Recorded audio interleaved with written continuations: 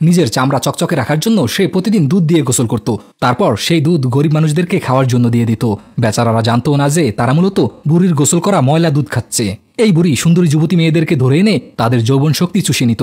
ফলাফলস্বরূপ নিজে হয়ে উঠত যুবতী, আর ওই মেয়েগুলো হয়ে যেত বুড়ি। একদিন কাইজার নামের এক রাজা তাকে বন্দী অবস্থায় খুঁজে পায়। বুড়ির রূপে রাজা এতটাই মুগ্ধ হয় যে তাকে তৎক্ষণাৎ বিয়ে করে ফেলে। কিন্তু বাসরাতেই ওই মহিলা রাজাকে মেরে ফেলে। এরপর রাজপ্রাসাদের দরজা খুলে দিতেই তার সৈন্যবাহিনী সম্পূর্ণ রাজ্য দখল করে নেয়। এরপর সে নিজেকে রানী হিসেবে ঘোষণা করে। রানী হতে না হতেই ভয়ঙ্কর কালো জাদুর চর্চা শুরু করে দেয়। একদিন তার সৈন্যরা সোনার ফ্রেমে বাঁধানো একটা জাদুর আয়না নিয়ে আসে। রানী প্রতিদিন আয়নাকে জিজ্ঞেস করত, জাদুর আয়না বলতো, এই দুনিয়ায় সবচেয়ে সুন্দরী নারী কে?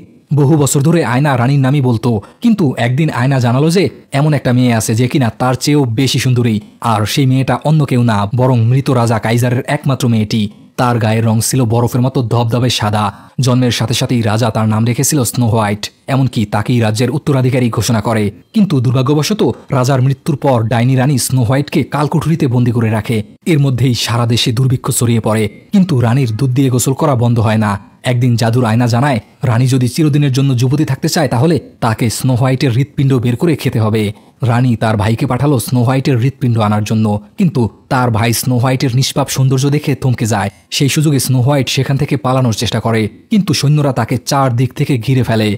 প্রাণ বাঁচাতে স্নো হোয়াইটকে ময়লা ড্রেনের মধ্যে ঝাঁপ দিতে হয়, আর সৌভাগ্যক্রমে সমুদ্রে গিয়ে পৌঁছায়। এই খবরে রানীর মাথায় আগুন লেগে যায়। তার যে কোনো মূল্যে স্নো হোয়াইটকে চাই। স্নো হোয়াইটকে খুঁজে বের করতে রাজ্যের সবচেয়ে চৌকস শিকারীকে ডেকে আনে।